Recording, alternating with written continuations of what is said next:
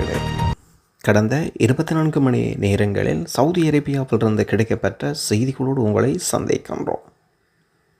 முதலாவதாக, ஏஜென்சிகளால் ஏமாற்றப்படும் எமது உறவுகள் தொடர்பான ஒரு செய்தியை பகிர்ந்துவிட்டு ஏனைய செய்திகளுக்கு சென்று விடுவோம்.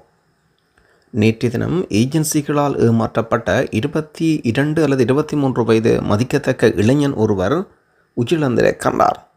அதுவும் அகால மரணத்தை தழுவியிருக்கின்றார். ஏஜென்சிகளால் ஏமாற்றப்பட்டு நான் நினைக்கின்றேன் அவர் நல்ல கல்வித்தகமை உடையவர். அவரை வீட்டு சமையல் வேலைக்கென்று அரபு நாட்டுக்கு அனுப்பி வைத்துள்ளனர். அரபு நாடுகளில் ஒன்றான குவைத் நாட்டுக்கு அனுப்பி வைத்துள்ளனர். அங்கு சென்ற இளைஞனுக்கு நல்ல வேலை கிடைக்கும் என்ற எண்ணத்தில் வந்தவருக்கு கிடைத்த வேலையோ வீட்டில் சமையல் வேலை. மேக்சிமம் வந்து 1 மாதம் கூட ஆகவில்லை. அவருக்கு மொழி கூட நன்றாக பரிச்சயம் இல்லை. ஆகவே அவர் ஏஜென்சியுடன் கதைத்து ஏஜென்சியிடம் சென்றிருக்கின்றார். எனக்கு ஏற்ற வேலை இதுவல்ல, நான் சமையல் வேலைக்கு வரவில்லை என்று சொல்லியிருக்கின்றார். மீண்டும் ஏஜென்சியினால் மீண்டும் அதே வீட்டில் கொண்டு பணியமர்த்தப்படுகின்றார். பணியமர்த்தப்பட்டு அடுத்த நாள் அவர் தூக்கில் தொங்கிய நிலையில் சடலமாக மீட்கப்படுகின்றார். ஏஜென்சிகளின் நரக வேலைகளை பாருங்கள். இதில் துயரமான செய்தி என்னவென்றால், இவருடைய தாயார் சவுதி அரேபியா நாட்டில் வீட்டு பணிப்பெண்ணாக பணியாற்றி கொண்டிருக்கின்றார். ஏதாவது ஒரு வழிமுறையில் நாங்கள் முன்னேறி விடுவோம் என்று துடிக்கும் நடுத்தர ஏழை மக்களுக்கு இது ஒரு பெரிய அடியாக இருக்கின்றது. ஏஜென்சிகளின் நரக வேலைகளில் இதுவும் ஒன்றல்ல, இப்படி நிறைய பட்டியல் நீண்டு கொண்டே செல்கின்றது. ஏஜென்சிகளை யாரும் பிரச்சனை என்று சென்றால் ஏஜென்சிகள் சரியான வழிமுறையில் அந்த பிரச்சனைக்குரிய தீர்வுகளை கண்டுகொள்வதில்லை. எந்த வீட்டில் பிரச்சனை என்று பெறுகின்றோமோ அந்த வீட்டிலேயே கொண்டு மீண்டும் விடுவார்கள். இதே போன்று நிறைய சம்பவங்கள் இடம்பெற்றிருக்கின்றது. இது தொடர்பாக இலங்கை தூதரகமாக இருந்தாலும் சரி, சமூக நல அமைப்புகளாக இருந்தாலும் சரி, அனைவரும் குரல் கொடுத்து இந்த ஏஜென்சிகள் தொடர்பாக ஏமாற்றப்படும் எமது உறவுகள் தொடர்பாக பல்வேறு கருத்துக்களை நீங்கள் முறைப்பாடுகளாக பதிவு செய்ய வேண்டாம்.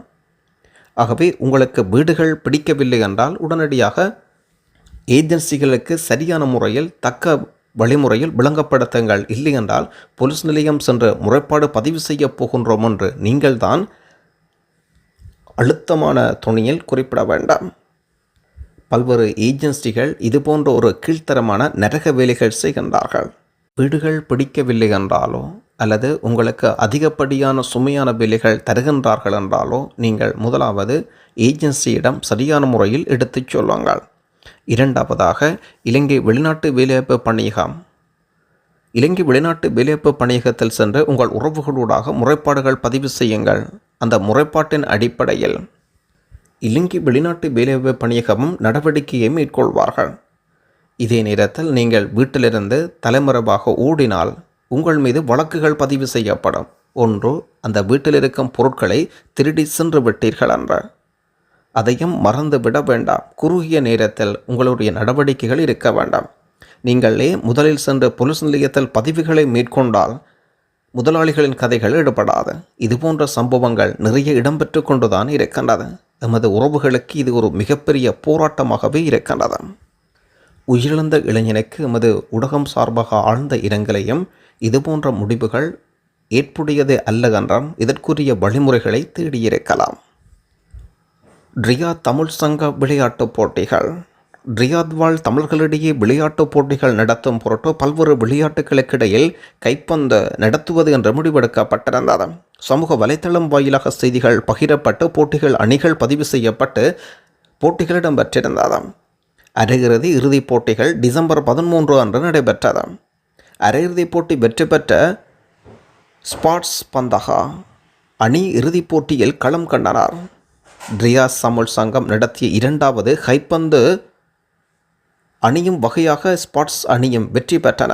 மிக சிறப்பாக நடந்து முடிந்த கைப்பந்து போட்டிகளுக்கான ஸ்போர்ட்ஸ் சென்ட்ரல் ஏசியன் மார்க்கெட் பங்கு அளப்பெரியது என்றும் ரியாத் தமிழ் சங்க நிர்வாகிகள் அறிவித்திருக்கிறார். ஈழத்தாழ 200 குடும்ப உறுப்பினர்கள் நண்பர்கள் கண்டுகளிக்க நடைபெற்ற இறுதிப் போட்டியில் நண்பர்களுடன் கைப்பந்து துரட்டின் ஒருங்கிணைப்பாளர் மதி சங்கிலி முத்து மற்றும் துணை ஒருங்கிணைப்பாளர் செந்தில் ரியாட் சங்க செயலாளர் சரவணன் ஆகியோர் வெற்றி பெற்றவர்களுக்கான பதக்கங்கள் மற்றும் கோப்பைகளை வழங்கி கௌரவித்தனர். இதே நேரத்தில் இலங்கை தமிழ் நண்பர்களிடமிருந்து ஓர் அணியில் மொத்தம் 12 கைப்பந்துகள் அணிகள் பதிவு செய்யப்பட்டிருந்த விடயமும் குறிப்பிடத்தக்கது. சவுதி அரேபியாவை வாட்டி வதைக்கும் குளிர். இது காரணமாக குளிர் காரணமாக பள்ளி நேரங்களில் மாற்றம். சவுதி அரேபியாவில் சில பகுதிகளில் கடும் குளிர் நிலவிக் கொண்டிருக்கின்றது. இதன் காரணமாக பள்ளிக்கூடங்கள் துவங்க நேரங்களில் தாமதப்படுத்த கல்வியை அமைச்சு அதிகாரிகள் கேட்டுக்கொண்டனர். சில பாடசாலைகளில் இன்று தொடக்கம் சில பள்ளிகளிலும் இந்த மாற்றங்கள் திட்டமிட்டுள்ளனர். வடபகுதி, குரியாத், கவர்னேட், தாஃபுக் மற்றும் சுற்றுலா பகுதிகள், வட எல்லை பகுதிகள் ஆகியவற்றில் தினசரி காலை 9 மணிக்கு துவங்க முடிவெடுத்திருக்கின்றனர். கெயில் பகுதிகளில் காலை 7:45 மணிக்கும், அல் யாஃப் பகுதிகளில் காலை 8:15 மணிக்கும் பள்ளிகள் துவங்கும் என்று உத்தியபூர்வமாக அறிவிக்கப்பட்டிருக்கின்றது. ஆகவே உங்கள் பாடசாலைகளுடைய வலைத்தள பக்கங்களை சென்று வடிவாக அவதானியுங்கள். பாடசாலை நேரங்களில் மாற்றங்கள் மேற்கொள்ளப்பட்டிருக்கின்றது. இதே நேரத்தில் நீங்கள் வசிக்கும் பகுதிகளில் குளிர் நிலைமைகள் எப்படி இருக்கின்றது என்ற விவரங்களை கமெண்டில் தெரியப்படுத்துங்கள். குறிப்பாக ஹீட்டர் பயன்படுத்துபவர்கள் மிக விழிப்புடனும் கவனமுடனும் இருங்கள். சவுதி அரேபியாவில் தகுதி தேர்வுகள் கட்டாயம். சவுதி அரேபியாவுக்கு தொழில் வீசாவில் வரும் தொழிலாளர்கள் திறன் வாய்ந்தவர்களாக இருக்க வேண்டும் பொருட்டு புதிய வீசாவில் வரும்போது அவர்களுக்கான தகுதி தேர்வை நடத்தி வருகின்றனர். ஏற்கனவே சில குறிப்பிட்ட பணிகளுக்கு தகுதி தேர்வுகள் கட்டாயமாக்கப்பட்டிருந்த விடயமும் குறிப்பிடத்தக்கது.